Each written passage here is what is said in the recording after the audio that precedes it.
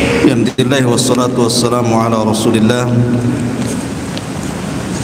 wa ala alihi wa sahbihi wa mawalah wa la hawla wa la quwata illa billahi wa ba'd.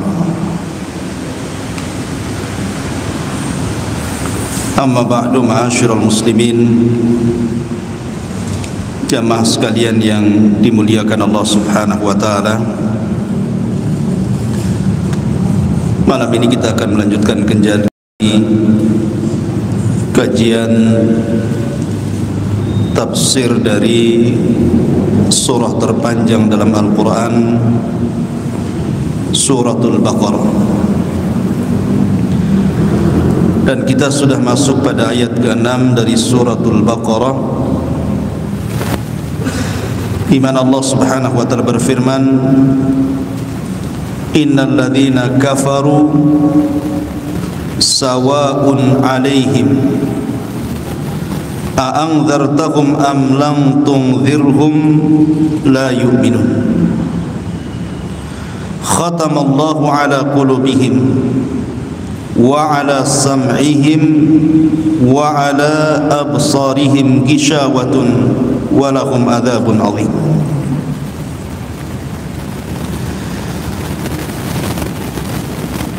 Ayat ke-6 dan juga ayat ke-7, Allah Subhanahu wa taala ingin menjelaskan tentang kelompok yang kedua. Maksudnya di sini, kelompok pertama Allah sudah jelaskan dari sifat-sifat orang yang beriman. Kemudian sekarang kita masuk pada sifat-sifat orang kafir. Sebelumnya Allah Subhanahu wa taala mengatakan ulaika ala hudan mir rabbihim. Mereka orang-orang yang beriman itu di atas petunjuk dari Rabb mereka. Wa ulaika humul muflihun, dan mereka orang-orang yang beriman, mereka orang-orang yang beruntung. Kemudian Allah Subhanahu wa taala menyebutkan sifat-sifat orang kafir terhadap hidayah.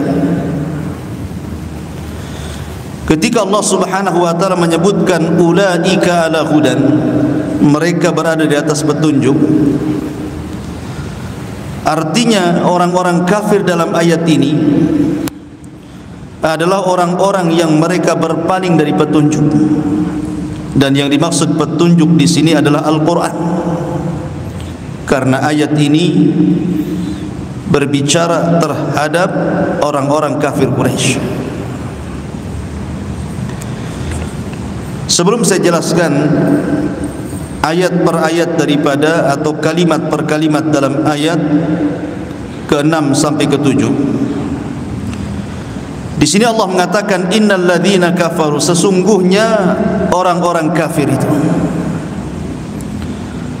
Kafir itu secara bahasa artinya menutup.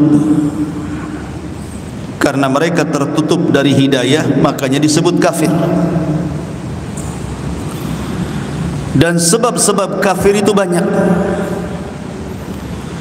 Ada yang disebut dengan kufrul istikbar. Kafir karena dia sombong, seperti kekafiran Fir'aun laknatullah alaihi. Diutus kepada Fir'aun itu nabi yang sangat cerdas dari nabi-nabi Bani Israel, Musa alaihi salatu wassalam. Dan kedua mata Fir'aun melihat dan menyaksikan mukjizat dari mukjizat yang sangat banyak yang ditampakkan Musa alaihi salatu wassalam. Akan tetapi tetap saja Fir'aun tidak beriman. Bahkan dengan sombongnya dia mengatakan ana rabbukumul a'la, saya adalah Tuhan kalian yang maha tinggi. A ilahun ghairi, apakah ada Tuhan selainku, kata Fir'aun. Makanya Fir'aun ini ketika dia menolak hidayah, itu dikarenakan kesombongannya, persis kepada apa yang terjadi kepada iblis. Iblis itu kufur kepada Allah Subhanahu wa taala salah satunya karena sombong. Makanya Allah mengatakan aba wastakbara wa kana minal kafirin. Iblis itu enggan sujud kepada Adam karena dia sombong, maka dia termasuk orang kafir. Bagaimana kufurnya iblis? Ketika Allah Subhanahu wa taala menciptakan Adam alaihi salatu wassalam, dan iblis tahu Adam itu punya keutamaan yang tidak dimiliki dirinya. Tahu iblis itu. Bagaimana tidak? Satu, Adam itu diciptakan langsung oleh Allah, dibentuk dengan kedua tangan Allah. Yang kedua, Allah tiupkan ruh langsung ke dalam jasad Adam, tidak melewati malaikat yang bertugas meniupkan ruh.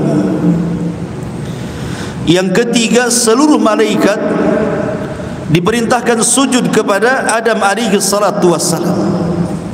Dan Allah ajarkan berbagai macam ilmu pengetahuan. Iblis tahu, bukan tidak tahu, bahwa Adam punya kemuliaan yang tidak dimiliki iblis. Tetapi karena sombongnya iblis inilah, dan hasad yang kuat dari iblis inilah, yang menjadikan iblis itu menentang perintah Allah. Ketika Allah Subhanahu wa taala berfirman, wa idz qala rabbuka lil malaikati isjudu li adam fasajadu illa iblis aba wastakbara wa kana minal kafirin. Ketika Rabb memerintahkan para malaikat untuk sujud kepada Adam, semua malaikat sujud kecuali iblis. Dia enggan, sombong, makanya dia termasuk dari makhluk-makhluk yang kafir. Dari segi mana iblis sombong? Iblis sombong di hadapan Allah dari segi jenis ciptaannya. Ketika Allah Subhanahu wa taala mengatakan ma mana'aka an tasjuda lima khalaqtu biyadai, apa yang mencegahmu wahai iblis untuk sujud kepada makhluk yang aku ciptakan sendiri? Adam tidak diciptakan dengan kun fayakun, tidak, tapi dengan proses. Tetapi iblis mengatakan ana khairun minhu khalaqtani min nari wa khalaqtahu min tin. Ya Rabb, aku lebih mulia. Di sini dari segi sombongnya, aku lebih mulia karena kau ciptakan Adam dari tanah dan kau ciptakan aku dari api. Maka ucapan iblis ini akan mengembalikan seluruh asal ciptaannya. Karena iblis dari api, maka akan kembali ke api. Dan Adam dari tanah, maka akan dikembalikan ke tanah, maksudnya sorga. Karena tanah tempat tumbuhnya tumbuh-tumbuhan, dan sorga itu banyak tumbuh-tumbuhan. Tapi iblis dikembalikan kepada asal ciptaannya. Ketika dia diciptakan dari api, maka dia akan dilempar ke dalam api karena kesombongannya. Karena secara logika sebenarnya kias iblis ini kias batil. Bagaimana mungkin kemudian dia mengkias bahwa api lebih baik dibandingkan tanah? Kata siapa? Itu kan kata iblis. Kita katakan justru tanah jauh lebih baik dibandingkan api, karena dengan tanah inilah kita bisa membangun masjid, membangun rumah, adanya kehidupan, tumbuh-tumbuhan. Lalu api apa manfaatnya kecuali membakar? Api itu hanya merobohkan dan membakar saja. Jadi manfaat tanah jauh lebih hebat dibandingkan manfaat api itu sendiri. Jadi iblis ini sedang mengkias kebatilan. Tidak benar kias dia itu. Lah, kufurnya iblis oleh ulama disebut dengan kufrul istikbar. Kufur karena kesombongan, sama dengan Fir'aun, ditampakkan berbagai macam mukjizat, tak mau beriman. Maka inilah sebab kekufuran itu, karena kesombongan. Yang kedua, sebab kekufuran itu karena inad, menentang kebenaran. Ketika Ibrahim alaihi salatu wassalam berdebat dengan Namrud, kemudian Namrud bertanya kepada Ibrahim, siapa Rabbmu? Maka Ibrahim mengatakan, Rabbiyalladzi yuhyi wa yumit. Rabbku adalah yang menghidupkan dan yang mematikan. Kata Namrud, ana uhyi wa umit. Saya juga bisa menghidupkan dan mematikan. Kemudian Namrud memanggil dua tahanan, yang satu dibunuh, yang satu dibiarkan. Kata Namrud, lihat, aku sudah menghidupkan yang satu dan membunuh, artinya mematikan yang satu. Aku juga penghidup dan aku juga pemati, katanya. Ibrahim sebenarnya kalau ingin mendebat Namrud bisa dalam kasus ini. Mungkin Ibrahim bisa saja, bukan itu maksudnya, kau hidupkan yang sudah kau bunuh. Bisa saja Ibrahim ngomong begitu kan. Tapi Ibrahim karena ini pembicaraannya soal kematian dan kehidupan, Ibrahim berhenti sampai di sini. Sebab kalau Ibrahim terus kemudian bicara soal ini, bisa saja yang jadi praktek menghidupkan dan matikan itu Ibrahim. Boleh jadi Namrud membunuh Ibrahim. Sini saya bunuh dulu, baru saya hidupkan kamu, kan begitu. Nah, Ibrahim ini terancam jiwanya. Makanya Ibrahim tidak meneruskan debatnya sampai di sini. Tetapi Ibrahim mencari tema lain dan mengatakan, ya Namrud, sesungguhnya Rabbku ya'ti bisyamsi minal masyriq fa'ti biha minal maghrib. Sekarang Tuhanku mendatangkan matahari setiap hari dari timur. Kau sekarang datangkan dari barat, katanya. Fabuhital ladzi kafar. Maka Namrud tidak bisa menjawab karena dia kufur. Dia tahu dirinya lemah, tidak bisa apa-apa gitu. Tapi dirinya mengaku Tuhan. Dia kan tahu lemah. Buktinya dia tidak bisa menjadikan matahari yang terbit dari timur diterbitkan di arah barat. Tetapi dia tahu kelemahan dan dia tidak seperti Tuhannya Ibrahim dan Tuhan kita semuanya. Tapi dia malah inad. Inad itu menentang, terus menentang. Maka kufur yang kedua disebut kufrun inad. Kemudian di sana ada kufrul Yahud, kufurnya orang-orang Yahudi. Kufurnya orang-orang Yahudi itu setelah datang kebenaran, tapi mereka menolak kebenaran. Pertanyaannya, kenapa orang-orang Yahudi coba? Mereka berjalan kaki berbulan-bulan dari Yerusalem menuju kota Madinah. Dulu disebut Yathrib namanya. Bertahun-tahun mereka tinggal di Yathrib. Padahal Yathrib itu secara ekonomi kurang bagus. Apalagi negeri di sekitar Mekah dan Madinah itu negeri tandus. Tapi karena mereka membaca kitab-kitab mereka bahwa di situ akan ada seorang nabi yang mengakhiri seluruh kenabian, makanya orang-orang Yahudi ketika kalah perang, orang Persia berhasil memerangi Romawi dan Romawi tumbang, maka banyak orang-orang Yahudi yang pergi dan minta suaka sampai di negeri Madinah. Akhirnya mereka tinggal di situ beratus-ratus tahun. Mereka rela panas-panas di situ, rela banyak masalah. Pokoknya mereka bersabar tidak keluar dari Madinah. Karena mereka meyakini di situ negeri hijrahnya Nabi. Dan mereka selalu menanti-nanti kapan Nabi akhir zaman itu muncul, kapan akhir Nabi zaman itu muncul. Sampai Al-Quran menyebutnya ya'rifunahu kama ya'rifuna abnahu. Mereka mengetahui Nabi yang akan muncul itu lebih mengetahui dibandingkan anak-anak mereka, karena membaca terus. Tetapi setelah muncul Nabi itu yang ditunggu-tunggu selama ini, Rasul sallallahu alaihi wasallam, apa yang terjadi? Kufur mereka. Mereka tidak mengakui kerasulan Muhammad sallallahu alaihi wasallam. Alasannya sederhana. Karena Nabi yang diutus bukan dari Nabi keturunan mereka Bani Israel, tetapi justru dari keturunan Arab. Itu saja. Sehingga karena fanatik inilah, maka mereka pun kemudian kufur. Makanya Allah mengatakan lam yakunil ladzina kafaru min ahlil kitab. Ahli kitab artinya Yahudi dan Nasrani. Ini kekufuran Yahudi. Ma'asyiral muslimin yang dimuliakan Allah Azza wa Jalla, ada di sana namanya kufrun ni'mah. Kufur karena nikmat dari Allah Subhanahu wa taala. Qarun ini orang baik sebenarnya. Orang soleh.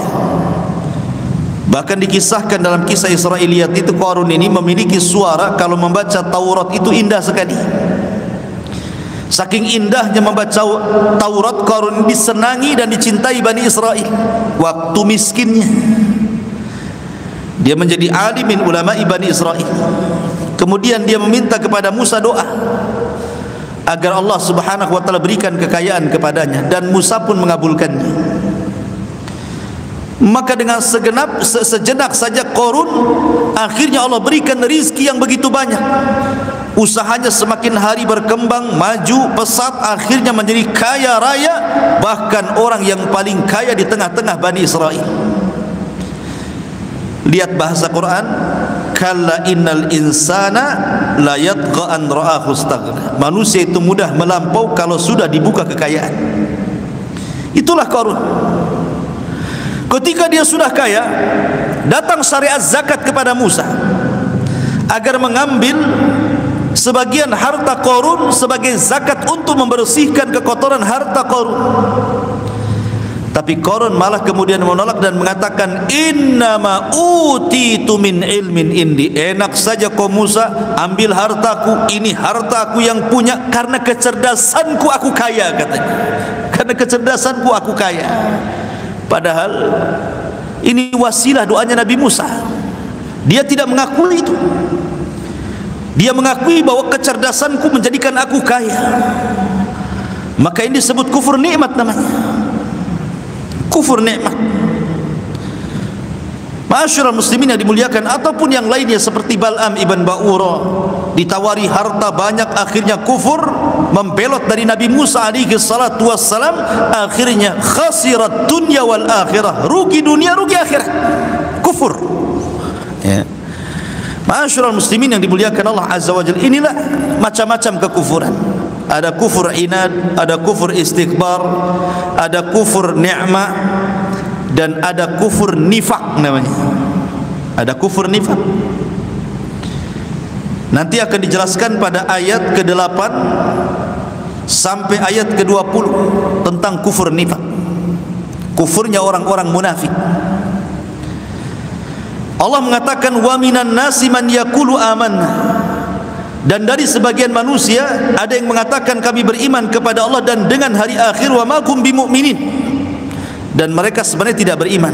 Lihat bahasa Quran, Allah tidak mengatakan wa minal munafikin man yaqulu amanna. Kenapa Allah tidak menyebut kalimat munafikin? Karena sebelumnya Allah Subhanahu wa taala menyebutkan ciri-ciri orang kafir.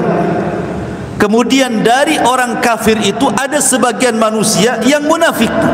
Jadi munafik itu bagian daripada kafir, bahkan lebih parah daripada kafir. Makanya nerakanya pun disendirikan. Innal munafiqina fi darkil asfali minan nar. Nerakanya paling dalam sendiri. Orang kafir aja enggak sedalam itu. Tapi yang dimaksud di sini munafik i'tiqad, bukan munafik amal. Nanti ada pembagiannya. Kembali ke ayat. Innal ladzina kafaru, sesungguhnya orang-orang kafir. Maksudnya di sini kafir Quraisy. Kafir Quraisy itu maksudnya isyarat kepada Abu Jahal, Abu Talib, kemudian kepada Umayyah, kepada Al-Walid, dan banyak tokoh-tokoh Quraisy. Innal ladzina kafaru, sesungguhnya orang-orang kafir ala ilmillah, tentu di atas ilmu dari Allah. Ingat di sini harus ada takyid.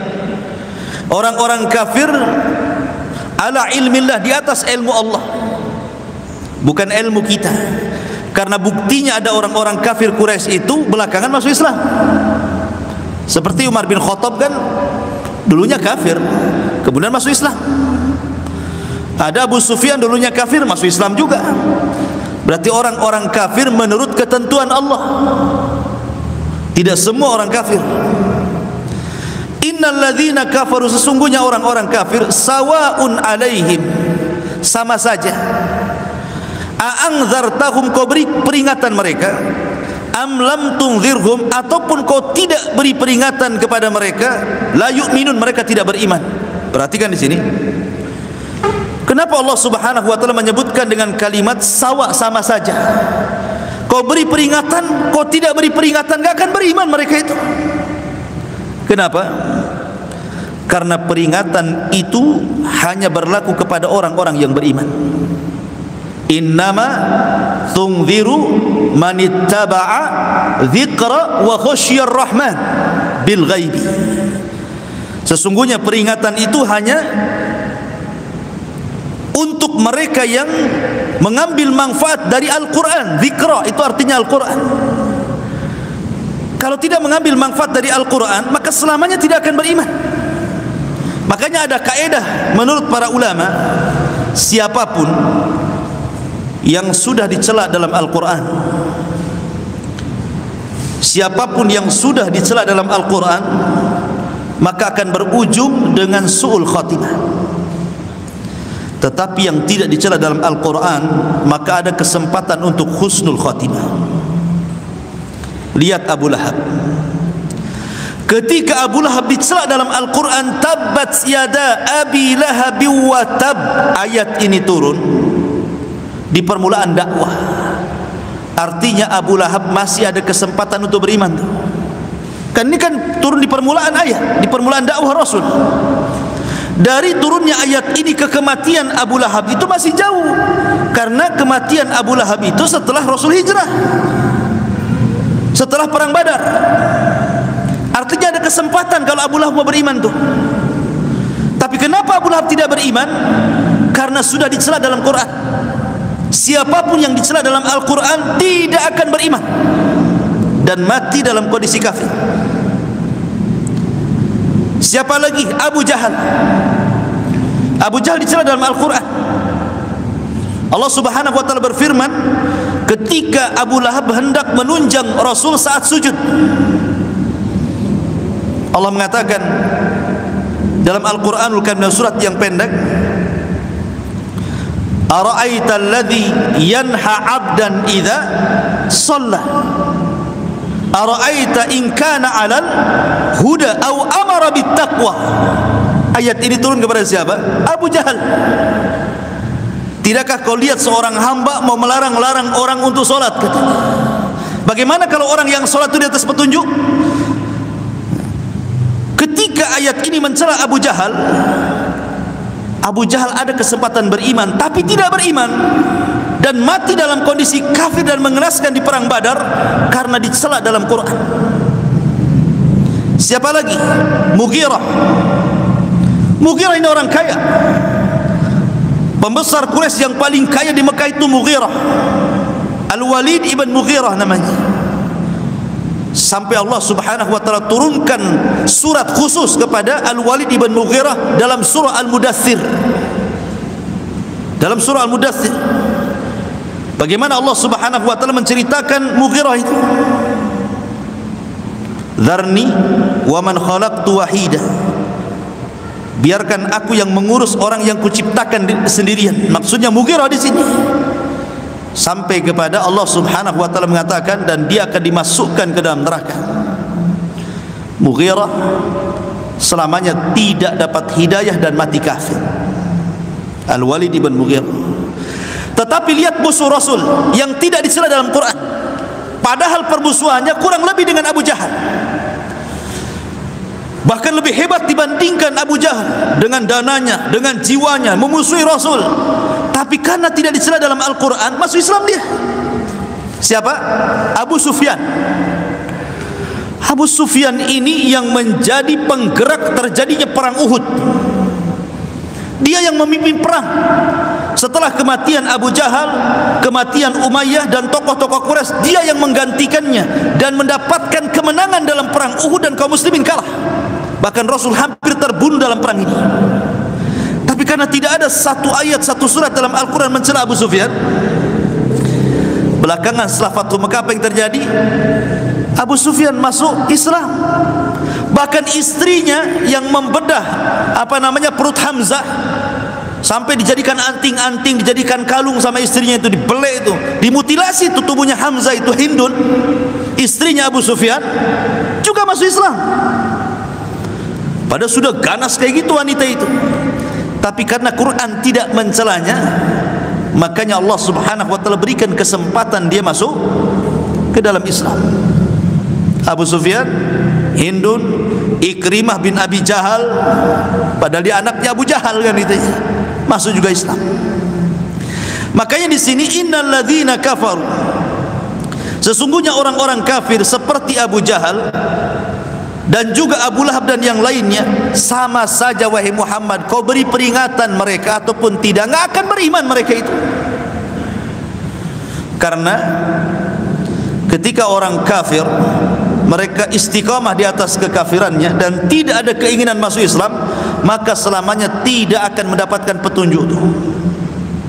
Tetapi orang-orang yang memiliki keinginan untuk mencari kebenaran, walaupun tadinya kafir, pasti dapat petunjuk. Man yuridillahu khairan yufaqihu fiddin. Kalau dia punya kehendak ingin dapat kebaikan, Allah cerdaskan dia dalam agamanya, Allah berikan petunjuk dia. Lihat bagaimana cerita siapa? Tufail Ad-Dawsi. Ketika dia datang ke Mekah hendak haji,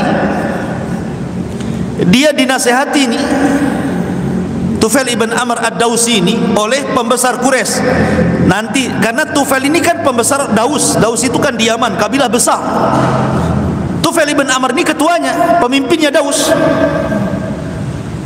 Ketika sampai di Mekah, berjumpalah dengan Abu Jahal, CS, dan mengatakan, "Hei Tufail, sebaiknya sebelum kau umrah, kau tutupi itu kedua kupingmu dengan kapas-kapas bulat itu. Nanti kalau kamu masuk ke Mekah, ada orang yang ngomongnya ngaco, nanti kamu akan terpengaruh dengan ucapannya. Namanya si Muhammad, orang baru, dipengaruhi oleh orang tempatan yang memiliki kedudukan. Tentu Tufail ini ketakutan lah kan begitu. Sama dengan kita tidak pernah ke Batam, atau ke Batam kemudian diceritain yang aneh-aneh, kan takut juga kita jadinya kan. Akhirnya Tufail ini betul-betul ambil kapas, dimasukkan di telinga kanan, masukkan telinga kiri, kemudian tawaf, ngikutin saran pembesar Quraisy itu. Tiba-tiba di orang-orang yang sedang tawaf, ada Nabi SAW sedang salat di belakang makam Ibrahim. Tufail ini kan orang cerdas, bukan orang jahil. Dia mengatakan, kenapa orang-orang mengatakan orang ini orang gila? Jangan didengar kata-katanya. Saya kan orang cerdas, apa salahnya saya buka? Kalau yang dikatakan dia benar, apa salahnya saya dengar? Kalau yang dikatakan dia batil, saya buang saja, katanya. Dibuka atau ininya, kapas dalam telinganya itu. Kemudian didekati, didengerin apa yang diucapkan Rasulullah SAW dalam salatnya. Rupanya sedang membaca suratul Ikhlas, Qul huwallahu ahad, Allahus samad, lam yalid wa lam yulad wa lam yakul lahu kufuwan ahad, dan surat-surat yang lainnya. Kata Tufail, apa yang salah dari dia? Semua yang dikatakan dia benar. Dari situlah Tufail ibn Amr Ad-Dawsi masuk Islam. Karena apa? Karena cerdas, dia ingin mendengarkan masalahnya. Tetapi orang-orang yang tidak berkehendak untuk itu tidak akan dapat hidayah. Makanya dia masuk Islam. Habis dia masuk Islam, dia Islamkan suku Daus. Salah satu yang diislamkan Tufail ibn Amr Ad-Dawsi adalah Abu Hurairah radhiyallahu anhu. Masuk Islam di tangan Tufail ibn Amr Ad-Dawsi, dan akhirnya menjadi tokoh muhaddisin terkemuka. Siapa yang tidak kenal Abu Hurairah? Islamnya di tangan Tufail ibn Amr Ad-Dawsi radhiyallahu anhu. Ma'asyiral muslimin yang dimuliakan Allah Azza wa Jalla. Jadi di sini khitabnya ayat ini adalah kepada orang-orang kafir Quraisy Mekah yang mereka israr terus-menerus di atas kekafiran mereka. Ayat ini ada isyarat, ikhwatu fiddin. Ayat ini kan berbicara tentang masalah Mekah, berbicara tentang tokoh-tokoh Mekah, berbicara tentang orang-orang kafir Mekah. Kenapa orang-orang kafir Mekah sampai difirmankan dalam Al-Quran asyaddu kufran wa nifaqa? Mereka itu kalau sudah kafir, kafir sekali. Kalau sudah munafik, munafik sekali. Di zaman itu maksudnya. Sehingga permusuhan kepada Nabi SAW itu luar biasa. Luar biasa mereka memusuhi Nabi dan para sahabat itu. Sampai-sampai Nabi kewalahan mendakwai mereka. Makanya Allah mengatakan, kau beri peringatan ataupun tidak sama saja. Allah Subhanahu wa ta'ala ingin mentarbiyah kepada orang-orang yang hidup di masa awal-awal Islam.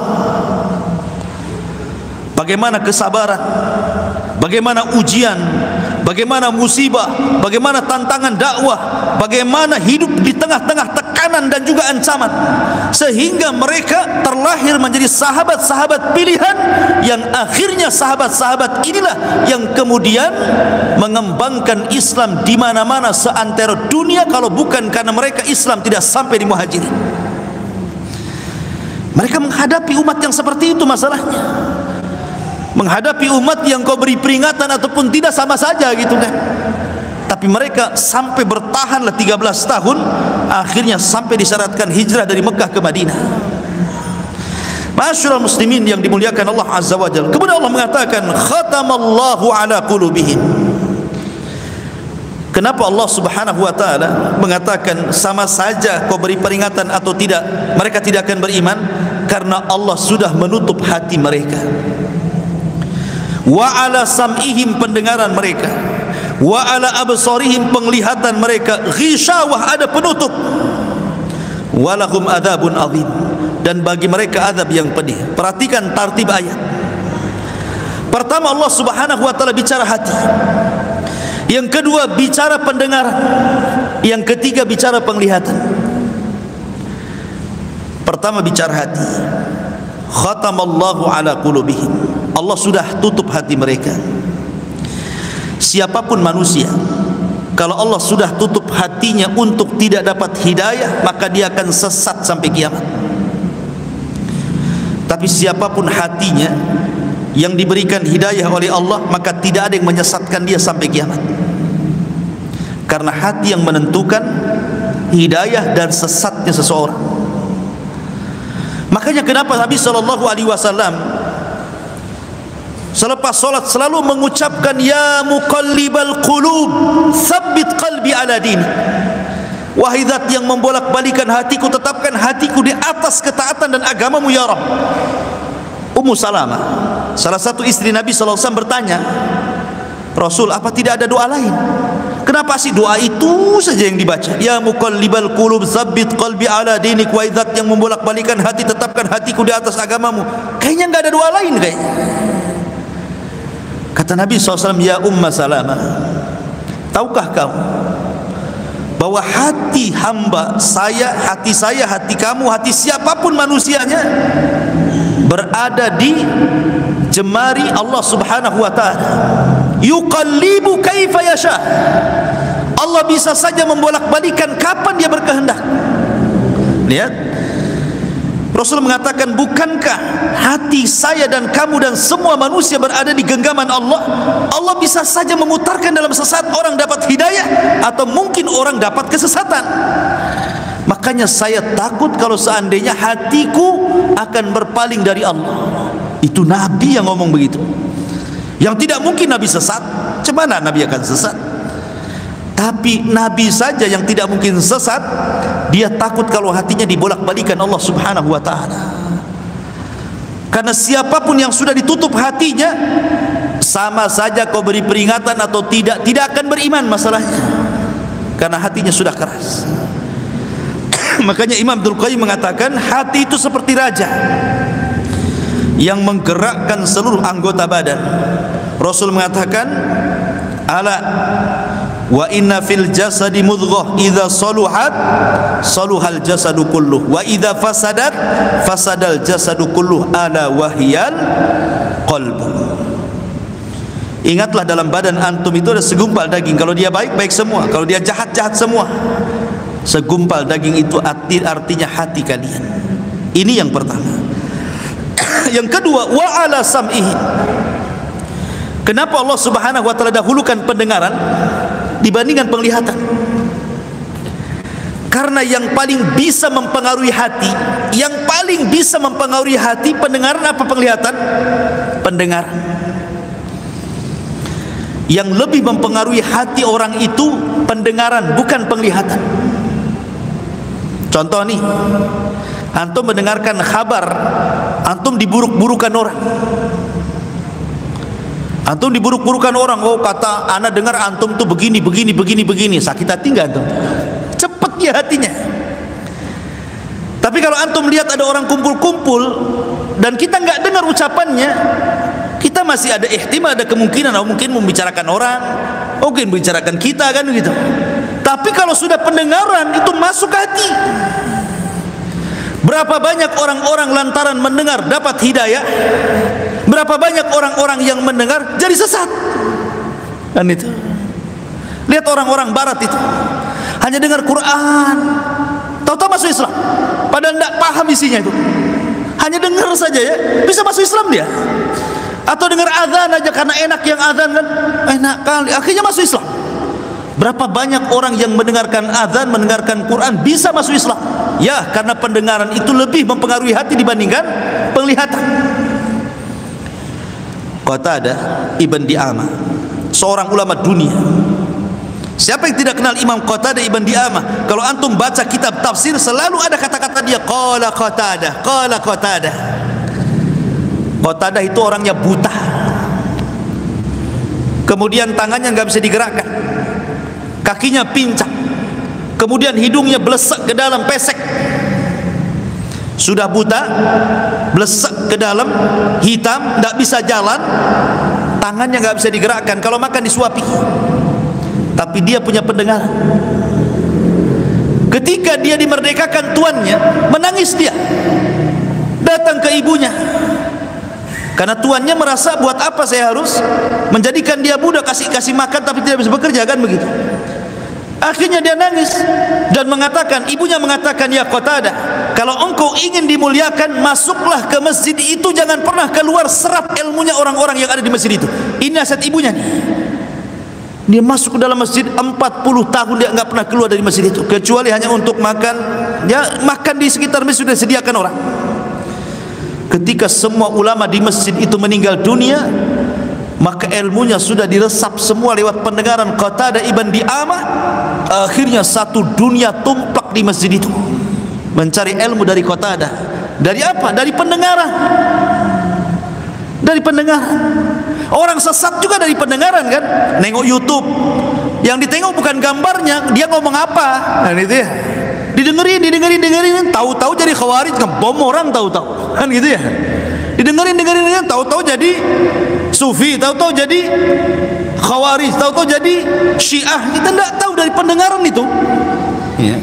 Makanya kenapa Allah Subhanahu wa taala dahulukan pendengaran, baru wa ala absarihim, baru penglihatan. Karena melihat juga bisa menghalangi hidayah atau bisa mendapatkan hidayah. Lihat orang-orang musyrik yang menyembah berhala itu.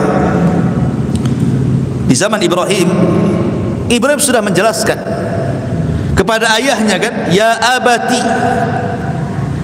kenapa wahai abahku, wahai bapakku, ta'budu ma la yasma wa la yubsir wa la yughni anka syai'ah. Kenapa kau sembah Tuhan yang enggak bisa dengar, yang enggak bisa melihat, yang enggak bisa memberikan hajat dan kebutuhanmu? Tuhan itu mereka buat sendiri, mereka lihat. Kemudian mereka pajang, mereka lihat. Kemudian mereka tidak bisa memberikan apapun, mereka lihat. Tetapi mereka pula sujud ke situ. Kan enggak ada akalnya namanya. Ya. Mereka lihat sendiri tuh bagaimana Ibrahim ketika menghancurkan patung. Mereka lihat Ibrahim meletakkan di palunya di patung yang paling besar. Kata Ibrahim, bal fa'alahu hadza kabiruhum, yang melakukan patung yang besar itu bukan aku, katanya. Mereka lihat, tapi mereka tetap saja menyembahnya. Itulah pandangan kalau sudah tertutup. A'angdartahum am lang tunzirhum la yu'minun. Sama saja kau beri peringatan, tidak, sama saja. Tetapi di sini yang paling bahaya kalau hati sudah tertutup.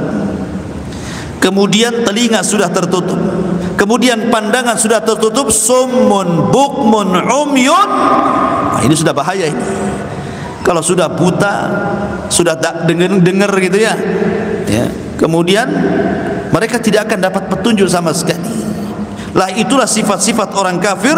Makanya Allah akhiri ayatnya, walahum adzabun azim, dan bagi mereka azab yang sangat pedih. Bagi orang-orang kafir azab yang sangat pedih. Kemudian Allah Subhanahu wa taala mengatakan, wa minan nas, dan dari sebagian manusia. Alhamdulillah, Allah tidak menyebut semua manusia, tapi Allah mengatakan min di sini tab'id, menunjukkan sebagian. Dan dari sebagian manusia artinya bukan semua manusia, adalah sebagian manusia itu. Man yaqulu, yang mengatakan amanna billah, kami beriman kepada Allah, wa bil yaumil akhir, dan dengan hari akhir, wa ma hum bimu'minin, sementara mereka tidak beriman hakikatnya. Dari sini permulaan Allah menjelaskan sinfut tsalis, kelompok yang ketiga, yang disebut dengan al-munafiqun. Karena di dunia ini cuman ada 3 kelompok di dunia ini, 1 mukmin, 2 kafir, 3 munafik. Makanya di akhirat ketika orang dilempar catatannya, ada yang menerima dengan tangan kanannya, mereka orang yang beriman, ada yang menerima dengan tangan kirinya, mereka orang kafir, ada yang mengambil dengan tangan kiri di balik punggungnya, mereka lah orang munafik. Karena manusia hanya terbagi 3 saja, mukmin, kafir, munafik. Di sini Allah hanya menyebutkan sifat-sifat orang kafir 2 ayat saja. Sifat-sifat orang yang beriman 4 ayat. Ketika menjelaskan sifat orang munafik 14 ayat. Coba, banyak kali. Kenapa? Karena orang-orang munafik ini samar, harus dijelaskan. Dia tidak mukmin, dia tidak kafir masalahnya. La ilaha ula wa la ilaha ula, tidak ke mereka, tidak juga ke mereka. Maksudnya tidak kepada orang beriman, tidak juga kepada orang kafir. Wa idza laqul ladzina amanu qalu amanna wa idza khalu ila syayatinihim qalu innama nahnu mustahzi'un, katanya. Kalau ketemu orang beriman, aku juga beriman kok, gitu. Ketemu setannya, aku juga sebenarnya sama kalian, aku ngejek aja mereka, gitu kan. Itulah orang munafik. Makanya orang munafik itu dijelaskan sejelas-jelasnya biar jelas siapa munafik itu. Sebelum saya cerita tentang ayat-ayat munafik ini, saya ingin menjelaskan sejarah munafik dulu. Kapan timbulnya munafik? Kenapa sampai ada istilah munafik? Siapa tokoh munafik? Dan bagaimana munafik bisa berkembang dan bisa membahayakan Islam? Pertama, munafik diambil dari kata-kata nifak.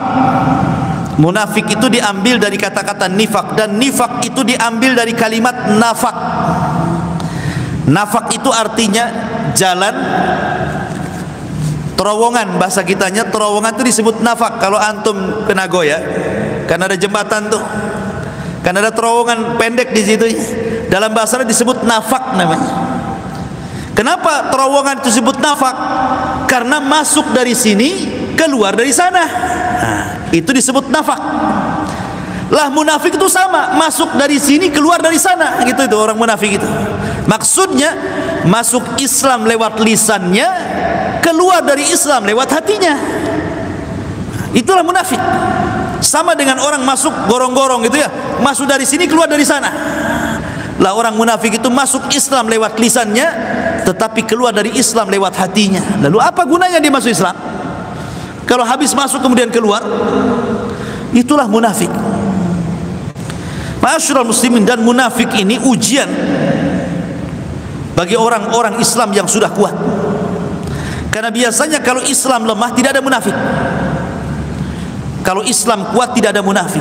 Kalau Islam lemah tidak ada munafik. Lihat pada Mekah, Islam lemah, tidak ada munafik di Mekah itu. Yang ada mukmin kafir saja. Yang ada Rasul Abu Jahal, kan itu ya, mukmin kafir. Karena munculnya munafik itu ketika periode Madinah, baru ada istilah munafik setelah perang Badar. Ketika Islam menguat, mulai muncul munafik. Jadi munafik ini muncul untuk membersihkan orang-orang yang beriman, mana yang benar keimanannya, mana yang ada niat karena dunia keimanannya, betul-betul dibersihkan untuk membersihkan orang-orang yang beriman. Dan munafik ini tantangan Islam paling berat. Kalau kita menghadapi musuh dari luar sudah jelas, tapi kalau musuhnya dari dalam, ini yang enggak jelas, ini yang berat. Itulah kenapa orang-orang munafik itu al-jaza'u min jinsil amal. Balasan itu disesuaikan dengan amalannya. Karena amalnya sangat bahaya, maka balasannya pun sangat bahaya. Fi darkil asfali minan nar, diintip neraka yang paling dalam. Dan tokoh munafik itu dimulai daripada seseorang yang bernama Abdullah ibnu Ubay ibnu Salul al-Khajrazi. Inilah tokoh munafik pertama, Abdullah ibnu Ubay ibni Salulin al-Khajrazi, dari kabilah Khajraz. Ma'asyiral muslimin yang dimuliakan Allah Azza wa Jalla, sebelum Rasul sallallahu alaihi wasallam hijrah dari Mekah ke Madinah, Madinah itu ada dua agama yang paling besar ya.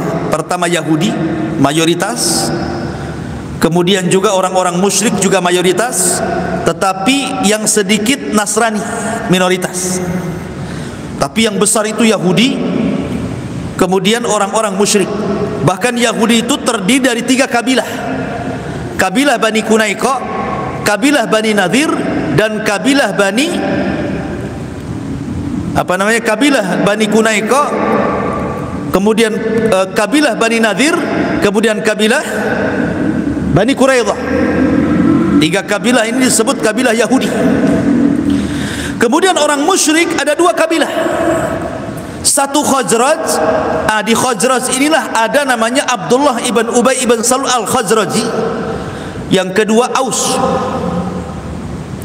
Khazraj dan Aus ini selalu diadu domba orang Yahudi. Karena orang Yahudi itu, mereka orang-orang pemilik harta, orang-orang kaya orang Yahudi itu di Madinah itu. Karena perekonomian perekonomian kota Madinah itu dikuasai Yahudi. Pasar terbesar, mungkin bahasa kitanya pasar induknya Madinah itu miliknya Bani Qunaiqah. Jadi semua ekonomi Madinah kala itu dipegang orang Yahudi. Apalagi Allah berikan kecerdasan orang Yahudi itu, karena mereka punya harta, makanya mereka sengaja mengompor-ngompori 2 kabilah musyrik Khazraj, perang-perangan itu. Kayak sekarang lah Amerika gitu ya, orang suruh perang biar nanti yang dapat manfaat kan siapa yang jual senjata kan, itu suruh perang nanti kan beli senjata kan gitu ya. Jadi orang Yahudi itu ngompor-ngompori orang-orang Khazraj dan Aus suruh perang, yang jadi untuk mengambil manfaat bagi orang-orang Yahudi di Madinah. Lah ketika kemudian selalu orang-orang Khazraj dan Aus diperang, maka muncullah satu tokoh namanya Abdullah ibn Ubay ibn Salul. Ini orang yang selalu mendamaikan. Kalau ada masalah di 2 kabilah selalu damaikan. Didamaikan oleh Abdullah ibn Ubay. Ini orang baik sebenarnya, karena selalu mendamaikan 2 kabilah besar ini. Jangan perang, jangan perang. Tetapi ketika Nabi SAW hijrah dari Mekah ke Madinah dan menghapuskan segala unsur-unsur jahiliyah, kemudian menerapkan kesetaraan, bahwa semua manusia sama dalam Islam itu. Mau anda pejabat, mau anda rakyat, mau anda orang kaya, mau anda orang miskin, mau anda berkulit hitam, mau anda berkulit putih, dalam Islam sama semuanya. Karena yang membedakan itu hanya takwa saja. Inilah yang tidak dikehendaki orang Yahudi, dan yang tidak dimaui oleh Abdullah ibn Ubay yang selama ini ditokohkan. Kalau sama, apa bedanya dia dengan orang lain kan gitu. Dia tidak mau ada kesamaan itu, karena kadang sudah ditokohkan, kadang sudah dijadikan pemimpin. Kok datang Islam semua sama? Anda pemimpin sama juga, Anda rakyat sama juga, Anda orang kaya sama juga, orang miskin sama juga. Islam semua sama dalam Islam itu. Tidak ada si miskin, si kaya, si pejabat, si rakyat, semua sama. Yang membedakan takwa dalam Islam itu, tidak perlu sombong. Apa yang disombongkan dalam Islam masalahnya? Itulah yang saya sakit hati Abdullah bin Ubay ini. Lah ketika kemudian dua kabilah ini, dua tokohnya masuk Islam. Pertama Sa'ad ibn Ubadah dan Sa'd ibn Mu'ad. Ini dua Sa'ad nih, satu tokoh Khazraj, satu tokoh Aus. Dua-duanya masuk Islam. Akhirnya ngajak kabilahnya masuk Islam. Akhirnya dua kabilah ini semua masuk Islam. Makanya dua kabilah ini disebut Ansor. Ada Muhajirin, ada Ansor. Ansor ini terdiri dari dua kabilah Khazraj dan Aus, yang dulu pemimpinnya adalah Abdullah ibn Ubay ibn Salul ibn Al-Khazraji itu. Masuk Islam. Akhirnya ditinggalkanlah Abdullah ibn Ubay ini, sakit hati karena sudah tidak didengar suaranya. Kemudian orang-orang Yahudi tidak bisa mengambil manfaat lagi dari orang-orang musyrik Khazraj dan Aus. Kenapa? Karena mereka sudah masuk Islam. Maka Nabi SAW membuat pasar tandingan. Dibuatlah pasar oleh Nabi, ya, pasar Islam di samping pasarnya Bani Kunaiko. Bayangkan, ini pasar Bani Kunaiko, Rasul buat pasar di sini. Kalau sekarang ada Indomaret, ada Alfamart gitu ya mungkin ya. Jadi di samping-samping itu. Dan Nabi SAW mengajarkan kepada para sahabat, rahimallahu rajulan samhan idza ba'a wa samhan idza ishtara wa samhan idza qada wa samhan idza iqtada, kata Rasul. Semoga Allah merahmati orang yang mudah dalam membeli, orang yang mudah dalam menjual, orang yang mudah saat memutuskan perkara, orang yang mudah saat membayar hutang. Kata Nabi SAW, tertanam sifat ini. Akhirnya pasar itu penuh dengan kemudahan. Tidak ada orang ke situ bayar stand kapling, itu tidak ada. Siapa yang duluan maka dia dapat tempat di situ. Tidak ada ini stand saya, kapling saya, nggak ada. Dan tidak bayar, nggak dipungut biaya. Kemudian kalau ada pembeli dimudahkan, beli 1 kilo ditambah 1 on. Kalau seorang muslim yang membeli, umpamanya nih ada kembaliannya 2.000, adalah ambil saja. Itu namanya mudah ketika menjual dan mudah ketika membeli. Akhirnya kemudian para sahabat ngadu kepada Rasul. Rasul, kalau jual beli kayak gini, kapan kita kaya seperti orang-orang Yahudi, katanya. Kapan kita kaya? Sekarang ini Anda penjual, logika ya, Anda penjual beras. Saya beli beras 1 kilo. Tiba-tiba setelah antum timbang 1 kilo, antum pula tambah 1 on. Mana untungnya coba ditambah 1 on. Ya. Kemudian ketika antum pembeli, kemudian ada kembali, anggaplah uang 100, ada kembali 10.000. Adalah ambil aja 10.000 itu. Kan rugi itu, kapan untungnya katanya kan? Maka Nabi SAW menjelaskan, itulah rahasia rizki kalian. Karena ketika penjual ini umpamanya membeli beras 1 kilo kemudian ditambah 1 on, yang 1 on itu sedekah. Ketika penjual terbalik ya, ketika penjual dia membeli 1 kilo kemudian ditambah 1 on, berarti yang 1 onnya sedekah. Dan ingat bahwa sedekah itu, kata Rasul, man naqasa min malis sadaqah, tidak mungkin berkurang harta yang disedekahkan itu, bahkan akan bertambah. Kemudian kalau dia pembeli, ada kembalian, sudahlah ambil sajalah. Ini mah enggak kita ini. Padahal kembalinya 1.000 perak, ditunggu sampai dia nyari-nyari itu, nukar-nukar. La haula wala quwata illa billah. Bakhilnya kita, enggak ada, udahlah ambil aja. Enggak ada kalimat gitu. Yang jual beras bukannya dikasih 1 kilo, dikurangi 1 gantang, enggak sampai 1 kilo itu. Kok ringan kali ini beras ini kan gitu. Itu namanya bukan samhan idza ba' wa samhan idza ishtara. Kapan akan mendapatkan rahmat? Sementara Rasul mengatakan semoga Allah merahmati orang yang mudah saat menjadi penjual dan mudah saat menjadi pembeli. Kan enak kalau penjual sama pembeli kayak gitu kan. Kayaknya damai hidup ini. Ini mah enggak gitu ya. Kadang-kadang yang bagus itu beras yang di atas, yang bawahnya pula banyak kutunya. Kadang-kadang dukuh itu yang manis atasnya, yang bawah itu enggak karu-karuan rasanya. Ini kan nipu orang kan. Kapan dapat rahmat jual beli kayak gini nih? Jadi Nabi SAW kemudian membuat pasar di samping Bani Quraiqah. Akhirnya beralih itu pelanggannya. Oh enak ya beli sama orang Muslim, ini berat 1 kilo, lebih lagi sana orang Yahudi ngasih 1 kilo, buat apa? Akhirnya pindah pelanggan tuh. Ya, sakit hatilah orang Yahudi itu. Sakit hati mereka. Karena apa? Tersaingi ekonomi dengan kedatangan Islam.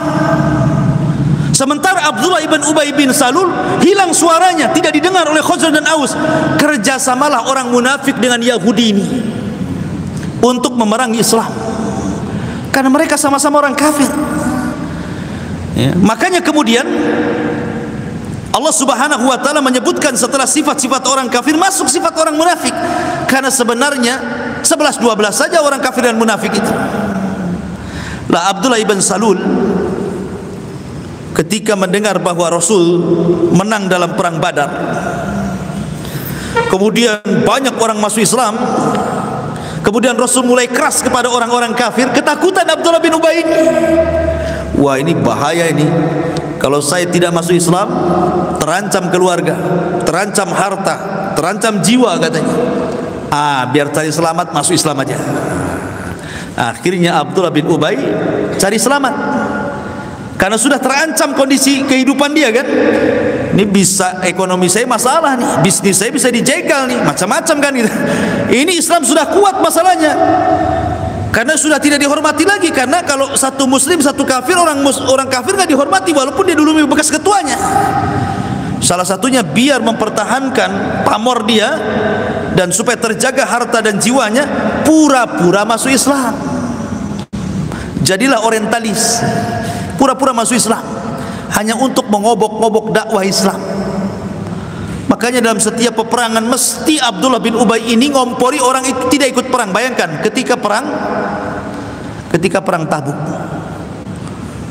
banyak para orang-orang munafik tidak ikut perang, banyak ngasih uzur. Pokoknya datang kepada Nabi, saya nggak bisa perang, Rasul begini. Akhirnya banyak orang yang tidak ikut perang, orang-orang munafik itu. Yang hanya ikut dari orang munafik 80 orang. Dari 80 orang inilah maka Nabi SAW diberikan wahyu oleh Allah untuk berhati-hati.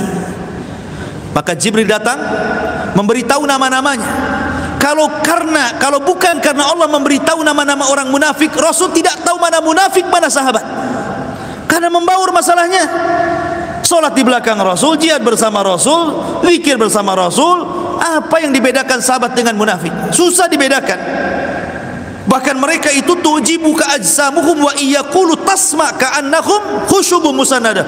Wow, gaya mereka ini penampilannya luar biasa. Kalau ngomong wah paling hebat gitu ya. Jadi Rasul akan susah membedakan mana sahabat mana munafik.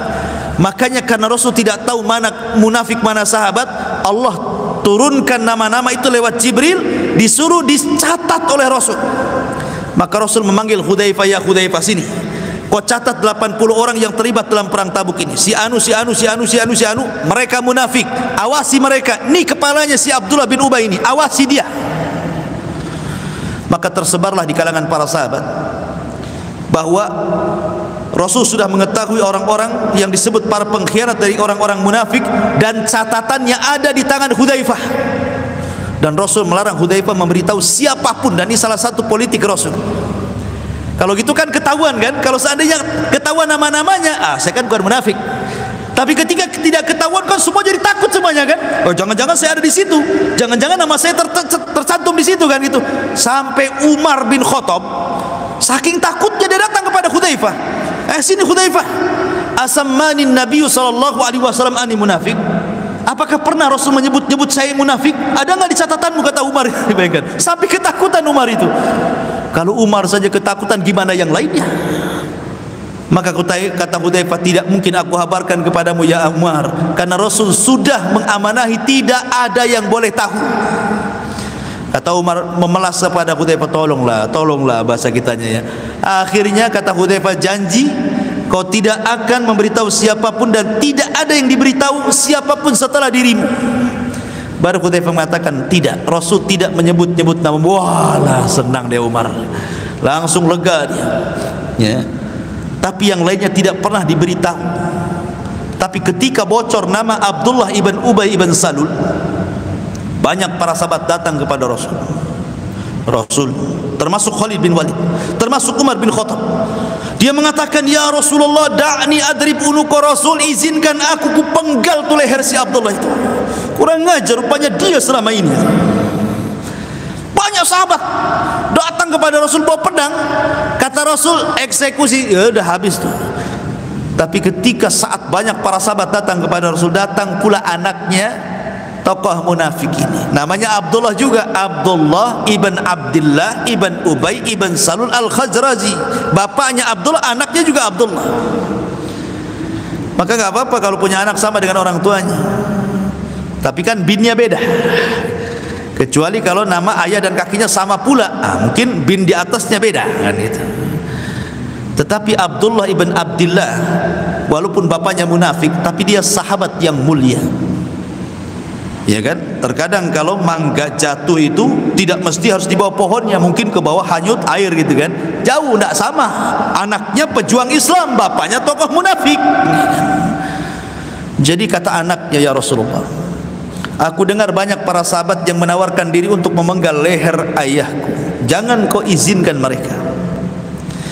Kalau harus kau menyuruh untuk membunuh bapakku, biar aku yang membunuhnya. Aku yang akan penggal lehernya. Sebab kalau orang lain sampai membunuhnya, demi Allah wahai Rasul, kau tahu sendiri, tidak ada anak yang paling berbakti kepada orang tua kecuali aku. Sempat orang lain membunuh bapakku, bisa saja ku sabet dia dengan tanganku. Maka jangan kau berikan apapun untuk membunuh ayahku, serahkan itu kepadaku, kata anaknya, ya kan. Tetapi Rasul mengatakan, aku tidak akan memfatwakan membunuh bapak,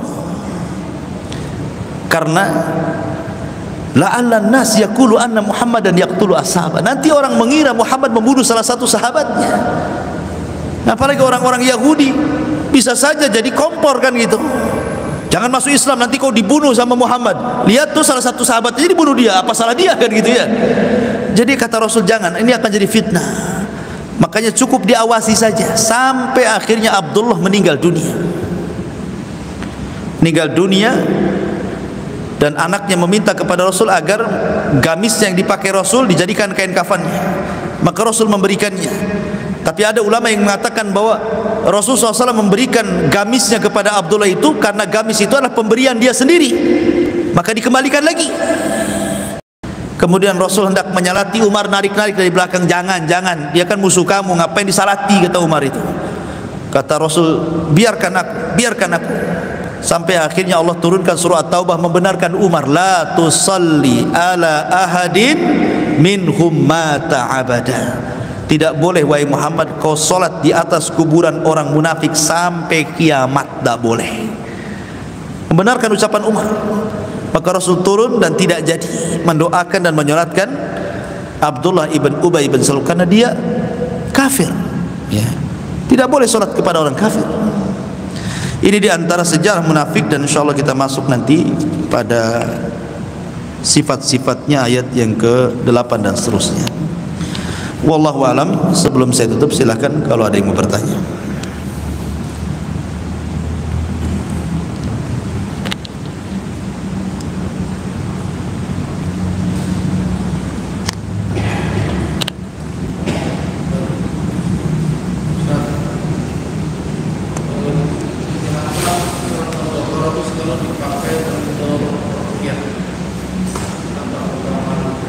Iya. Semua Al-Quran itu bisa digunakan untuk ruqyah. Wa nunazzilu minal Quran ma huwa syifaa'u wa rahmah. Dan kami turunkan Al-Quran itu semua jadi obat. Semua Quran itu jadi obat. Ini satu Quran ini bisa untuk ruqyah. Tetapi kenapa kemudian orang lebih memilih surah Al-Baqarah dibandingkan yang lainnya? Karena ada hadis Nabi yang mengatakan siapa yang membaca surah Al-Baqarah di rumahnya, maka setan akan lari selama 3 hari dalam riwayat. Kemudian dalam surah Al-Baqarah itu ada satu ayat yang paling agung dari seluruh ayat se-Quran, namanya ayat kursi, dan ada di surah Al-Baqarah. Dan ada satu ayat yang diturunkan oleh malaikat yang tidak pernah turun ke bumi. Bahkan ayat itu tidak terdapat dalam Injil, Taurat, Zabur dan kitab-kitab sebelumnya. terakhir dari ayat-ayat surah Al-Baqarah, amanah Rasul sampai selesai. Ya. Dan kata Nabi SAW bahwa Al-Baqarah disebut Zahrawaini, dua cahaya. Dengan Al-Imran itu dua cahaya kata Rasul. Nanti akan datang pada hari kiamat menjadi syafaat bagi para pembacanya. Jadi banyak keutamaan surah Al-Baqarah dari Nabi SAW dan lebih banyak ke masalah perobatan.